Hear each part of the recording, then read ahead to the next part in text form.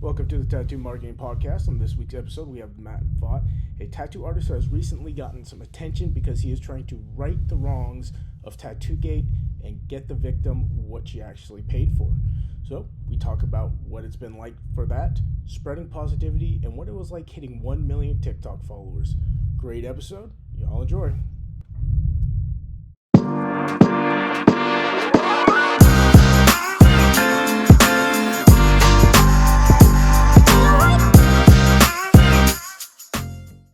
I thought it was funny. The first time I Googled it, the first thing I see is your face. I was like, oh, bet this Yeah, dude's bet this dude's busy.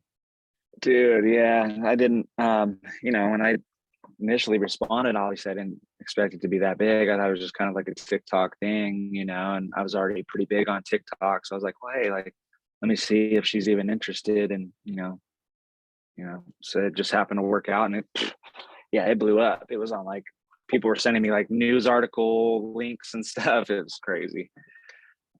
That's Yeah, nuts, man.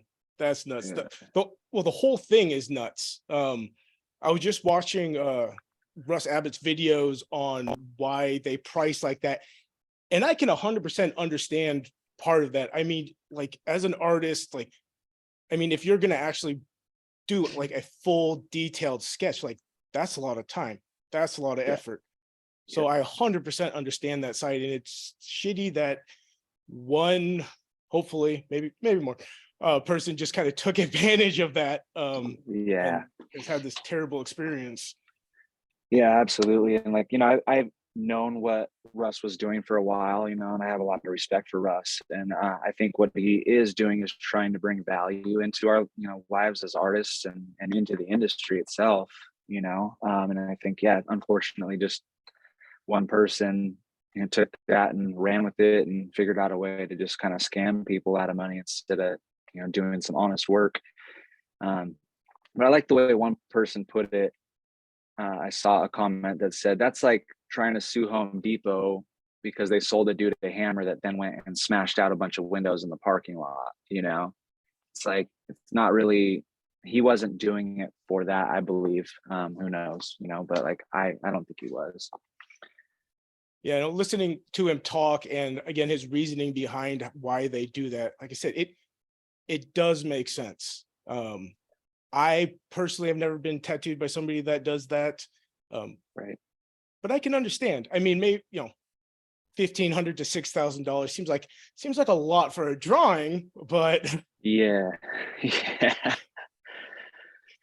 Yeah. maybe I But that's have to look. that's the subjective part of the art, right? Like art is subjective essentially. So I mean, like there's people selling splattered paint on a canvas that probably didn't take them very long for $20,000. So that's like the whole art world of it, right? But like, yeah, tattooing has been, I feel like, much more of a craft in the past. And what you know, tattooing is like definitely right in the middle between art and craft, and like art's subjective and craft is objective. So I think that we're definitely moving more towards like an art form than we were like say in like the 80s and 90s. But yeah, it gets a little messy when people just try to kind of take advantage. So Agreed. And yeah, it is like if you look at pieces, like you said, from the 70s and 80s and the people that were doing it to now, it's kids with kids with art degrees that are just the amazingly talented artists. And there's a handful of tattoos I got when I was 18. I look at them compared to like what's out there now, and I'm like, can we cover this up with like the same thing, but you do it just way better? So I had a oh my dog on god, I leash know. that had a lazy eye. I know, dude. Same with me. And like, almost my whole body's covered. And like now I have, I'm friends with all these people that are just amazing artists. And I'm like, dude, I wish I had skin left for like these awesome artists now. And yeah, it's crazy, because I started getting tattooed when I was 18, which is 16, almost 17 years ago. Or actually, I started at 15 and a half. Um, but yeah, it's been a while. Yeah, and it's crazy to see like the change in the industry too, I think. Yeah, I mean, even just I was just having this conversation, even there's the past 5 years, like Like 5 years ago, anime tattoos weren't huge, dark art tattoos weren't huge, and now they've become this whole their own entity. So it's changing so rapidly. Plus the growth of the industry is fairly nuts. Yeah, no, Super definitely. cool. Yeah. Yeah.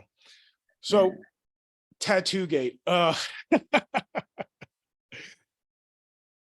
mean, I've watched a handful of videos. You know, it seemed at first that this was like an isolated incident, and then it's turned into seems like a much bigger thing. Um, is that kind of what you've seen on your end? Yeah, um, yeah, I think that's like a perfect way to put it. And honestly, like anytime somebody comes out as a victim in anything, it'll go viral, and then there will be a bunch of other people that are like, "Oh yeah, I was being quiet about it, but like now that it's out there, like me too," you know. Yeah. Um, and yeah, so I saw it kind of catching fire, and what I saw was just a really negative light being shed on like the tattoo industry as a whole. Even though we know it's like one. Who knows if there's other artists out there doing this, but it was one isolated person doing this, and for the whole industry to be kind of like shed in that light, and like it's an industry that I love, and like we've talked, I know you love the tattoo industry. And I just saw, you know I saw that something needed to be done, and I felt like I had the platform to maybe pull it off. And like I had seen all these, you see those random acts of kindness videos and stuff where people just like bless somebody out of nowhere, and I love that shit. Like Yeah. I eat that up, right? And I've always wanted to kind of do stuff like that too. And this just happened to be uh, at a point in my life where I was able to do it. I have great sponsors with H2 Ocean, and they were more than willing to step up and foot the bill for her to fly down here. And now booking.com is covering her lodging. So it's really big. And I don't know, it's just great to be at a point in my life where I can do something like that. It just feels really cool. That is super cool. That is Yeah, super cool. Yeah, you don't yeah, and agreed, man. Like, unfortunately, it did or is shining like this negative light, especially for people that don't actually know the industry and know this. Like, that's not how 98% of artists work. They don't take that much money up right. front, but when nobody knows about it, it just looks bad.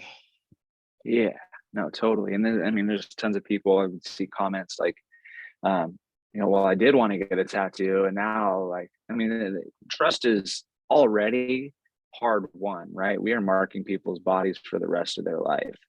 So they have to trust us, right? Um, and it's hard for people to trust. It's hard for me to trust people. And so something like this was just a killer for people, hoping to get tattooed, already kind of intimidated and a little scared to reach out and do that. And now it's like, fuck, now I have to worry about getting scammed too. Um, and on top of that, like, I charge a design fee for larger designs, anything over like one session design, right? So like sleeves, back pieces, stuff like that. But I mean, it's nowhere near what that girl was charging. And I produce full renderings, right? So where, like, if it's color, like I have everything mapped out, I know where every color is going to go, and know it's going to work together, it's going to have that.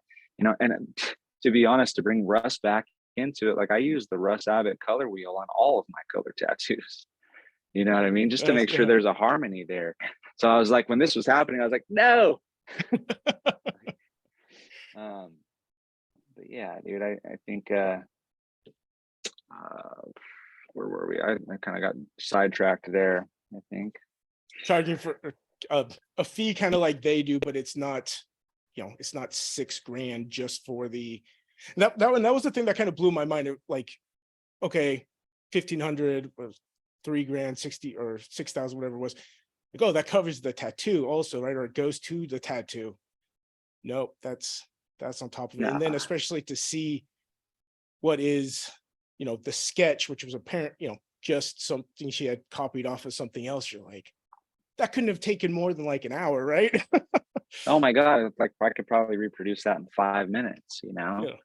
So it's just, yeah, it was just one lazy person trying to make money without doing anything, you know? Yeah. And unfortunately, those are always the people you're going to hear about. Like you have artists like yourself doing like what you're doing for her is awesome. I mean, that's way above and beyond. And I would say the worst part about that is it won't get a quarter of the impressions or recognition or likes as the actual story, Right. Yeah. No, yeah, which is there is something to ridiculous. that too. Right. It is. It sucks. It has gotten a lot of attention though, which is Yeah. um, which is really cool because like that was part of the reason I wanted to do it was to like bring some like positivity back and almost even for like the younger generation of tattoo artists out there, like maybe kind of set an example, and show that like we can actually be fucking good people and be tattoo artists. It's not I hate to keep bringing it back to like the 70s, 80s and stuff, but like we're not just a bunch of like bikers and criminals like trying to hustle. Like we're artists, we're good people, and art um generally has been artists are usually very emotional people, right? And like throughout history, like um so we're usually pretty sensitive, and it's okay to be that and to be like a good person and to fucking have a heart and to care about people, you know. Yeah. Like you're saying, that the type of artist or the type of person that is a tattoo artist has changed so much. Again, like when I first, decided like, I want to try this with tattoo shops, like everyone's like, oh man, I wouldn't work with tattoo shops, like they're criminals and blah blah. I'm like, you don't know. Yeah. Like they're some of the nicest people like you'll ever meet. Like I've worked with I have a sister company to this that works with window replacement companies. So we work with contractors. Those guys are fucking assholes. Yeah. That's This is great. like, yeah. Some of the nicest people I've ever met are studio owners and tattoo artists and like the most caring and compassionate. It's like you said, to be an artist, there is some, I don't know if I'd call it a certain personality, but it's like you said, certain kind of emotions that that person usually had. And there's a lot of caring to be that passionate about art. Like you have to have a lot of care and love in your heart and stuff like that. So yeah, Totally. And I mean, and there's to the contrary, a lot of artists I've met that aren't that too, and it's got to be two sides, be dark and light to everything, I think. But yeah, it does seem like, especially like the last few years, I feel there's like a growing kind of movement of like the positivity and like the loving and caring side of tattooing rather than just like we look scary and we want to look scary, you know. yeah. Oh yeah. Yeah. When I was first getting my first tattoos, I was just very nerdy, like wasn't a tough guy at all. And I was like, I want to look like I'm tough. And now like I have, visible tattoos everywhere. And like now I try to be overly nice because people expect me to be a dick. And I'm like, Yeah, people with tattoos aren't assholes. right, Just and that's not the overwired. best too. I love doing that too, like the um oh man, I'm spacing on the word, but like that juxtaposition of like being like looking a certain way but also being like one of the nicest people probably you'll ever meet, you know. And I love that. Yeah, you're talking about the watching like acts of kindness on Facebook and Instagram. I love that stuff too, man. Like I know some people are like, oh, you shouldn't video if you do something nice, but it's like, dude, you're spreading Right. joy and like it like just puts positivity out into the world. And if even just one other person does it because they saw your video, that's a win. That's 100% a win. Totally. Totally. And that is that side of doing it publicly. And, besides just like helping that one person, like everybody that comes across that video, if it goes viral and gets millions of people looking at it and they all get that feeling, that positivity, it's like exponential. So totally. And like obviously there's some backlash with me, not a whole lot, honestly, but there's some backlash about me doing it publicly. right? And I talked with my manager before this too, and I was like, man, like it kind of doesn't feel like I'm doing as good if I'm putting it up, for the public to see. More like, to me, it's like I don't ever want to come across as like, look at me, look what I'm doing. It's more just like I said, like setting the example, um, kind of writing that, bringing that negativity back to the opposite way, right? And it was so publicly negative, it had to be publicly positive, to counteract that. Um, and yeah, like if I could inspire other people to do something similar, like there's more victims to this person's, criminal activity out there, right? Like I can do what I can do, but like maybe other people can start jumping on and like trying to help them out too. And we're like, that way we solve this whole thing, you know? Yeah. And it's a great way to look at it is, at least what you're doing is shining the positive light on a negative situation and showing that, like, again, if you don't know the tattoo industry, you're like, oh fuck, I'm never getting tattooed. But you come across what you're doing in the article, like, oh, okay, this is like a freak accident or incident. Like, this isn't how everybody does it. Like, most people are pretty caring. Totally. Yeah. And like this whole time, like I've never postured myself up to be like anything special. I'm just another artist, just like, hundreds of other artists that I know who would do this, right? And it's just like I just want to show people that like this is what we as a community are really about. It's not that first negative, example. So Yeah. Well, it's cool that you're using the platform you have to do stuff like that also.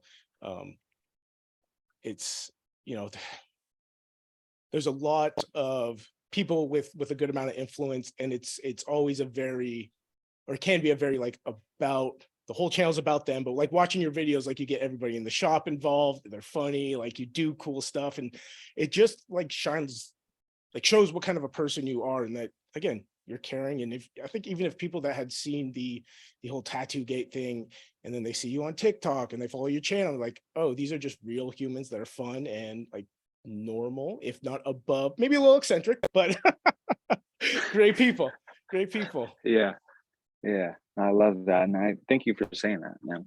I do appreciate that. Like I never.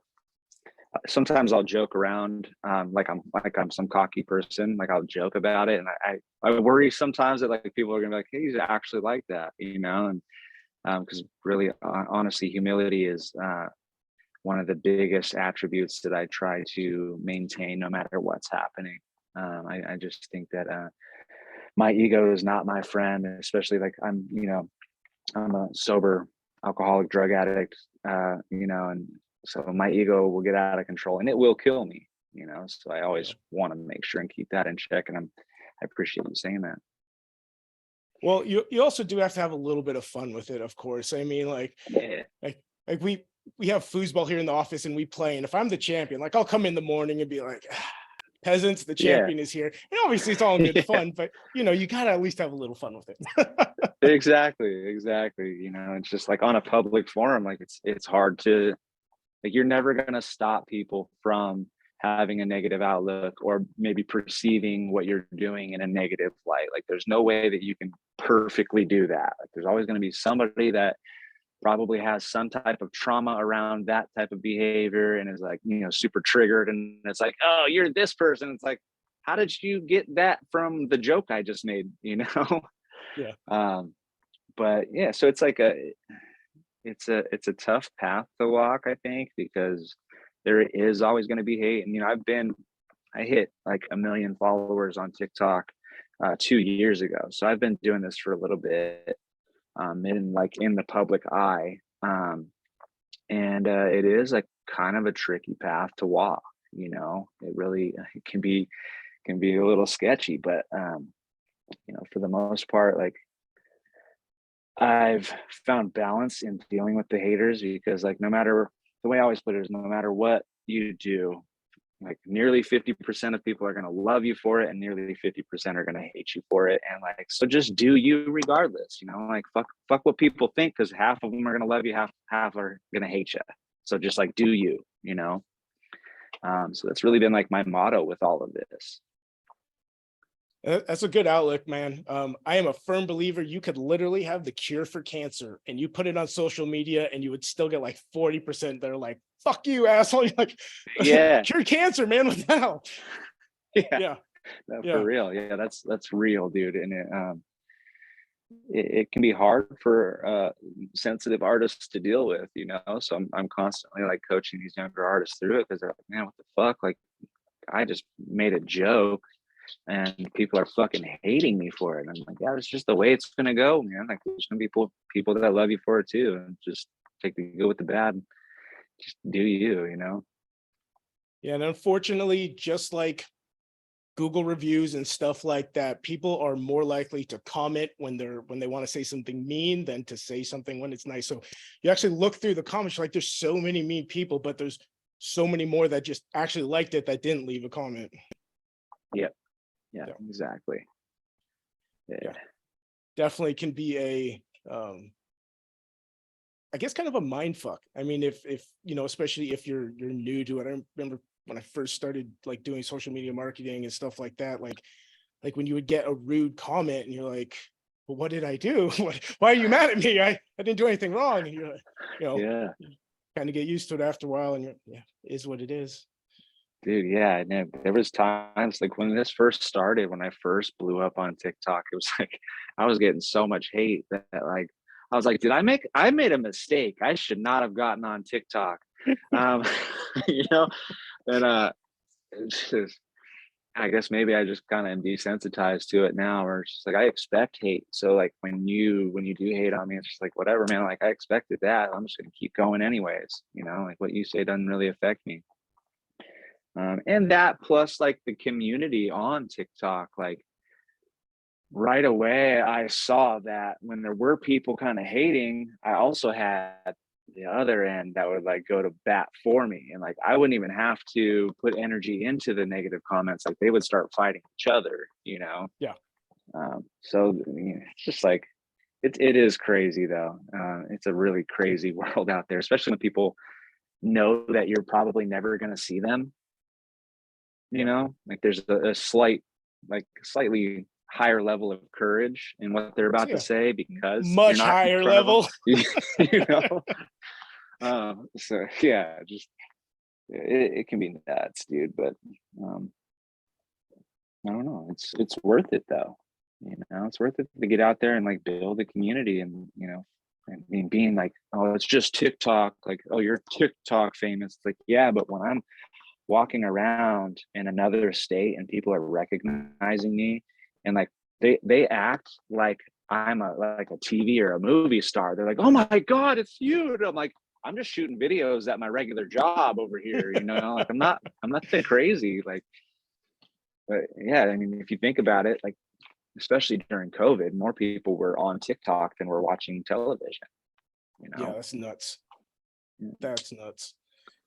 Um, yeah, it seems like you got on, I guess, at a good time. COVID, I mean, you know, TikTok blew up. I mean, the most popular show was the Tiger King. If there wasn't COVID, that thing would not have been what it was. I And I'm not gonna know. lie, I've watched it like 5 times because it's so just Oh my god.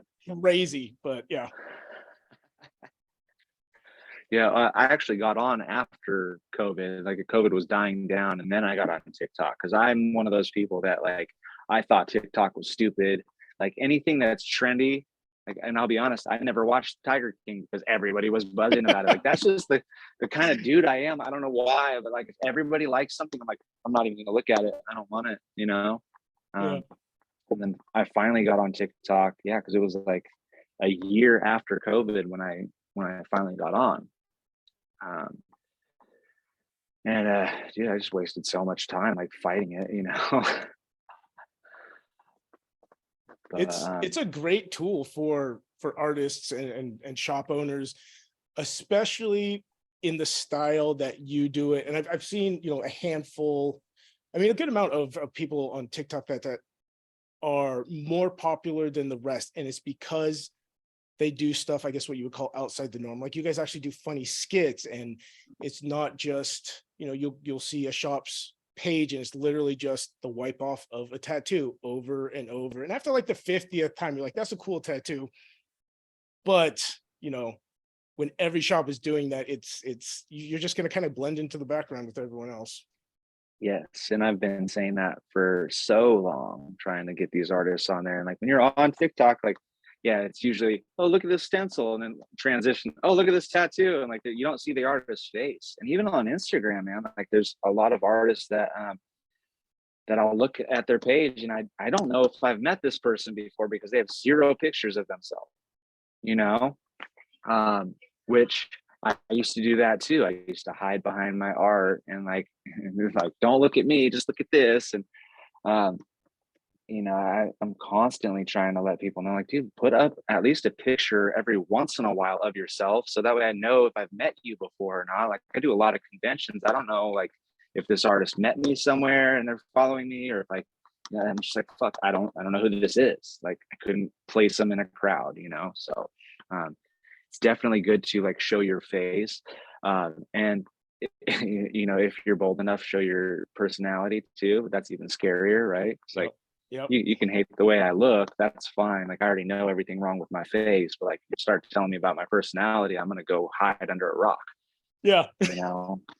so um so yeah, I mean, it does take it takes a little bit of courage to like put yourself out there, but like, dude, like this is what we are. We're selling ourselves, as artists. Like, we're not just selling our art, we're selling the whole package. Like, people have to, if they want to come get a tattoo from me, they're gonna have to come sit with me for at least a full day, you know? And like, how Yep. do they know if they want to sit with me for a full day? You know what I'm saying? It's like, I don't know if this dude's a dick or not, unless I'm putting up corny ass shit on the internet where I'm like making fun of myself essentially by doing this, and it just is a little bit more approachable. You just got to make yourself slightly more approachable. I think that's a really good point, because in the past, going to get tattooed, like one of the biggest things is like, I'm gonna sit with this guy for 4, 6, 8 hours. What if he just doesn't talk to me? What if he's just like awkward, or I'm super awkward, and but like putting yourself out there and your personality, you get people that are like know they're going to jive with you, and that can be a huge, especially if somebody doesn't have a lot of experience, doesn't have a lot of tattoos. Um, huge thing. You know, because I know my favorite experiences are when I sit down with an artist and we can just have this conversation, whether it's about tattoos or aliens or the beach or whatever, but you just bullshit for, I mean, you're there, and it's, you might Yeah. as well like make a friend. Yeah. And then, yeah, I mean, when it goes like that 8-hour session is like, it's over like that. You're like, what, did we even spend 8 hours together today? Like, Yeah. fucking rad, and it's better for, at least for me as an artist. Like, it's hard and it's super draining when my client doesn't talk at all during the tattoo. Like, if they don't want to, they want to put headphones on. It's like, I try to get a conversation going and they're just like one word answers. Mm. Like, it's so draining for me, like, I need that sort of like back and forth, that interaction, so that like we're just kind of flowing. um which is why, essentially why I do phone consultations, right? Like, because you can't get a super good read off people when you're emailing or texting. It's like, I mean, you slightly can, but for the most part, like, they could come across like a dickhead over text, but then be the coolest person when you're talking to them, in person. Yeah. Right. So I try to get on the phone with people and make sure that like they get my humor, like everything flows, like we get along and we could spend a full day together. Which goes back to sort of like a mindset type of thing, right? If you're in like a lack mindset, you're just going to take whatever comes to you, and not all money is good money in that sense, because like some is a lot more draining than others. And so, being in an abundance mindset of like, I don't actually need to tattoo you. So let's interview each other, see if you want to work with me, see if I want to work with you, and then we can go forward. And that's, when you get to the part where or a part in your career, like you really enjoy it. Because if someone comes in with like, just, I don't know, affinity symbols are always my favorite example, and like a shitty personality, you're just like, no, I don't need the Yeah. money. Like, and you could start picking and choosing. And I've talked to a couple of artists lately that do dark art tattoos, and like, that's a very niche type of client, but the fact that they've gotten to that spot that that's all they do and they can pick and choose, like you can tell that they're just so much more excited about what they're doing. Definitely, definitely. And like, I think it was just in the past year where I finally was like, okay, realism and neo trad, or like, or a mashup of the two. And that's what I love to do. That's what I get the most joy out of. And like, so that's what I'm kind of putting out there is like my specialty. That's what I do. Those are the projects I take on. And just in taking those steps of like declaring that, I have gotten a lot more clientele that like come in and they have like cool ideas that I'm stoked to do, rather than like, oh fuck, I gotta do this tattoo. It's like, man, I get to go fucking, put my heart and soul into this because I'm so invested and like I'm so interested in this style or like this subject matter. But and I would say like any artist can, no matter where they're at in their career, can start taking those steps towards being there, right? And I wished I knew that earlier on, because I for 10 years fucking took everything that came, because I was in the mindset of like, if I turn money away, money's going to turn me away, so I just have to take everything. And I was just burning myself out, whereas now I have much fewer clients than I used to, but the quality is like way up. And like, not that like the other people were bad people, but like it's way more fulfilling for me to be able to do like the style of tattoos that I want to do. And not only that, but to be able to like run through an interview with a client and be like, yeah, like, let them down easy, obviously, but be like, like either this type of tattoo is not really what I'm doing right now, or like, hey, we're not really vibing, but I think I might have a person for you. Like, can I refer you to this person? Or like most recently, I had somebody that it takes me a while. Like you text me, bro, like I don't respond right away. So this guy got pretty upset that it was like taking a few days to get through this conversation. And so he's like, fuck this, I'm going to go somewhere else. Like, this is going to take a year this way. And I was like, okay, and like, that's all I said. And then, dude, a week later, he comes back and goes, hey, everybody said that you're the best, so I'm just going to go with you. And I was like, listen, I appreciate you coming back and, apologizing. However, like, I'm at a point in my career where I don't need to take everybody on, and seeing as we already kind of had this, like, I'm just gonna have to, I'm gonna have to refuse, and like politely. Yeah. But that felt pretty good to be able to like be like, no, dude, like I don't need to take that abuse. And you weren't apologizing because you were wrong. You were apologizing because you realized, oh fuck, like that's actually the dude I need to go to. Yeah.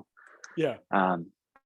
So just stuff like that. And that's just a recent example. Oh, that's gotta feel good. Like, I don't, yeah, like I've come too far to be treated like I'm too old to get treated that way, dude. I'm not anybody's, I'm not going to say those words, but like, I'm not like, I just shouldn't be treated that way. Yeah. you Yeah. know? And no artist should. I mean, it's, and again, small subsection of people in general, but they just feel like if they pay, it's the same people that are rude to waiters, and you're like, they're just doing their job, man. They're doing their best. Why would you be a dick to them? You're not like better them or above them, or like, especially with a guy like yourself, like you're a busy dude. Like it's, and tattoo artists in general, like, I mean, there's a lot of stuff to do that I think people don't realize. They just think it's you come in, you sit down, you get tattooed. Like, no, there's the sketch. They're like, there's so much more that goes into it. Like, you got to understand, like, this takes time, and especially, when communicating with a client is over text or something, like, it's hard because you can't be very clear versus a phone call or a Zoom or something like that. Mhm. Yeah, no, definitely. And I try to be as clear as possible and like very busy, but like I try to like take the time to fully explain myself, even if it is over text. And I think that's why it takes me a while to answer text messages sometimes too, because like they'll sit unread for a little while because I just don't have the time to sit down, figure out what they're trying to say, and like verbalize and like fully communicate what I need to say. Like, so I'm constantly running, and like I constantly have a shit ton of unread fucking messages on all platforms. Um, and that's just, it usually gives me anxiety. But I've just kind of, I guess, gotten used to it. Like I know, like I always have like 20 something unread text messages, and like the DMs. Just, and the fucking thing with DMs is that like I'll have a bunch of unread ones, and I'll go through in one day and just like answer all of them, and then all those people will send another response, and so I just like it goes right back up. And so this is a it's a constant in my life, having all these unread messages. And I hate being known as like a person who is hard to get a hold of, but like people are like, hey, I already know you're hard to get a hold of, like it's good. Yeah, it's better to have that than, you text an artist and they're texting you back within like 30 seconds. Can you be like tattooing or doing something? Or Yeah, it's aren't you usually not a busy? good sign. Yeah. Yeah. And plus like the content creation, which the way that I'm set up to do it takes a long time. Like I shoot it with my camera, and I put it on my iPad, and like fully, I put a lot of editing time into that. And then, I'm a family man. I got the family here, and two dogs that take a lot of attention. Like French bulldogs are fucking high maintenance, dude. Yep. uh, yeah. So that plus, trying to start other businesses. Like I actually am working on developing a coaching program, because I had been through a couple, and I just felt that the I felt like the price tag for those didn't really match the results, or like what I learned. So have been working on building a coaching program that I hope will actually be like beneficial to artists. Not to say that the other ones aren't beneficial, but I want to like kind of maximize that benefit. And I have a good idea on how to do that. So I've been working on that. I'm also, slowly moving towards opening my own shop, which we talked about before too. There's a lot that goes into that too, man. And what's kept me away from that idea for this long in my career is that like I don't want a headache, but now it just feels like that is really. I live in Southern California. Like if I want to ever buy a house in my lifetime, like I'm gonna have to bring in, different forms of money. So Yeah. I grew up in Northern California, so I understand. My mom has, it can't be more than like 1,300 square feet, a nice part of the Bay Area. Her neighbor sold her same house for 1.2 million. And I'm like, what the fuck? This house was built in like the yeah, 60s. And I mean, it's decent, yeah. but you're like, so understand yeah. Anyway, that was And kind of even off. rent too, man. Like rent's fucking crazy. You can't even rent a studio for less than like $2,000 down here, which is just insane. Good Lord. Yeah, like you're living in a closet for $2,000 a month. Yeah. That's the one place, again, grew up there. I said I would never move back just because of how busy everything is down there. It's pretty fucking nuts. Yeah. Oh yeah. Oh yeah. Real quick, I know I've had you for almost an hour. But touching on the coaching program and coaching stuff, it's something that I think all artists and tattoo shop owners should invest in some kind of coaching. Like I spend $3,000 a month on coaching. I have for the last couple of years, which is a lot. But it's the only reason, or one of the biggest reasons I am where I am, because there's always somebody that can do it better than you. And I think it is super underutilized, because there are artists like yourself that have done amazing, and like people should take note of that, and maybe not do exactly like ABC, but they should get your ideas, and put their own spin on it, and Yes. like that's what the coaching programs are for, man. So real quick before you jump off, do you mind taking me into that a little bit more, and like what you, I guess, invested in coaching for yourself as well? Yeah, so I've taken you want me to name? It just in general what they've helped you with. You don't have to actually. Okay. So from what I've found with a lot of these coaching programs out here, like there are there's some like sales stuff, right, that you learn, kind of like Russ's deal. Russ, I think, is like multifaceted. He's got like different areas that he helps people with, but like obviously the main one right now being shown is the sales tactics, right? So there's that. I feel like a lot of the ones out there are mindset, Mhm. which, you know, for me, when I first got sober, I started out on like a daily routine with a group of guys where it's like we do like the gratitude list, the you know, manifestation stuff, so like a vision board and all that. Um, you know, like there's like a little routine. So like the mindset stuff, I feel like I didn't need so much help with, I guess. And that seemed to be like what was mostly out there. There is like a financial program from a dude named Ryan that I would like to take, but like again, like the financial coaching program is, you know, it's a lot of money.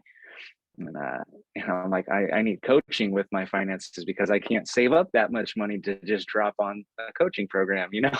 Yeah, yeah. So but yeah, so it does seem like a lot of like mindset stuff, which is good. I'm not like trying to discount mindset, like that's huge in business and in life. But I would like to have some more tangible, like tactical stuff too. Um, and you know, like for me, I guess two of my strengths would be like social media marketing and you know, networking. I've built a network up that I have all these amazing friends in all these different areas of expertise. So the whole premise behind my coaching program is I'll teach you some networking stuff that I do, and then I'll show you how it works in my coaching program because I'm going to bring in my friends that are masters in certain areas to help you, right? Um, and I think there's something to that to be said, that like I'm not claiming to be like a master at anything, right? Like I'm not like the one person that you need to listen to, like this is your coach and like you do everything I say. It's like, man, I'm bringing in my friends, you know, because we're all here to learn. So I think that really kind of sets us apart, and hopefully really benefits the artist taking my course, you know. Um, so, I mean, we'll see how it goes. It's very much in the idea and building phase, but I'm hoping to sort of like beta test it out with like my coworkers and stuff first, and maybe like a small group, and then get it launching this year, hopefully. I think that's an awesome idea, and I love the concept of, and also I have like almost all the coaching programs I've seen have also been mindset. So agreed. Yeah, Um, yeah, but you know, bringing in a certain individual that is like amazing at the books, one that's amazing at, you know, bringing, you know, old clients back, one that's, you know, there's just different people that are just pros at this one or two different things versus yeah, trying to teach everybody everything, bringing people in yeah, that are experts in their field to teach. And that's because I think that's what people get the most out of it. Like you said, man, mindset's huge. It is I think a huge part of just being happy in life and being successful. But there's also, you know, the business aspect, the marketing aspect, the, you know, interacting with clients aspect. There's so much more that makes somebody just a complete, or a shop, like a complete shop or a complete artist that um, grows exponentially because it has all these different things aligned to the best of their ability. yeah. No, definitely. Yeah. Well, brother, I 100% appreciate it, man. It was great to talk to you. I'm Yeah, sure we'll chat again soon. absolutely, man. Thanks for having me on. Thank you, brother.